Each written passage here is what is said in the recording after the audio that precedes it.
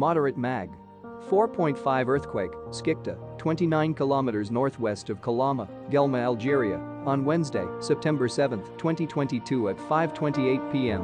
GMT+1, 19 minutes ago by the German Research Center for Geosciences, GFZ, considered one of the key international agencies that monitor seismic activity worldwide.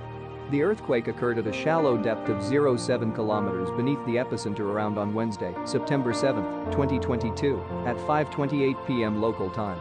The exact magnitude, epicenter, and depth of the quake might be revised within the next few hours or minutes as seismologists review data and refine their calculations, or as other agencies issue their report.